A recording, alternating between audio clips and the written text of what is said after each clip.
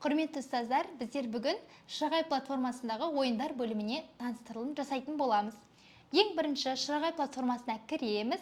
Шырағай платформасына кіргеннен кейін сол жақ бөлімде презентацияның астында ойындар деп тұрады. Осы ойындарға өтеміз.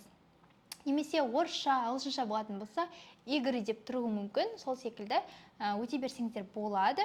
Міне, біздерде барлық пән қамтылған.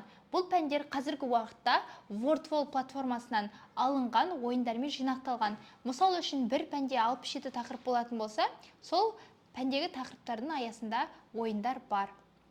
Қазір біз қазақ тіліне кіріп көрейік. Міне, театр өнері, Қазақстандағы туристік маршруттар.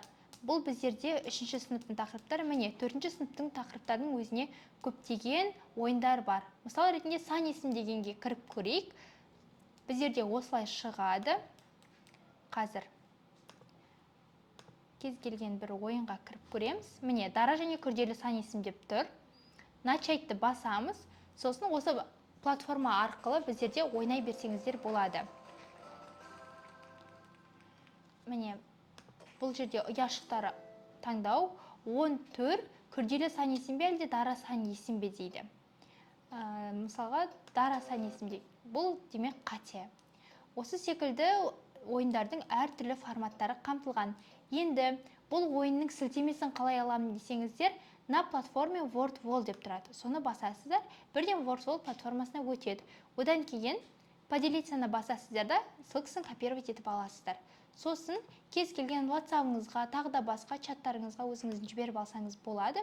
Осы секілді барлық ойындар қамтылған. Негізі платформаның ішінен ойната берсеңіздер өте ыңғайлы деп ойлаймыз. Мысалға, міне, әшекей бұйымдар деген тақырыпқа тағы да біздерде ойындар. Оқушыларға жарыс түрінде, тағы да басқа түрлерде ойындарды осылай ойната бересіздер. Дауысын алып тастаңыздар да болады, немесе осылай үлкейтіп қойсаңыздар да болады. Шығатын кезде осылай ең түпкі батырманы басып шығасыздар. Міне. Осымен Шырағай платформасындағы ойындарға таныстырылым бейнематериалы аяқталды. Назарларыңызға рахмет.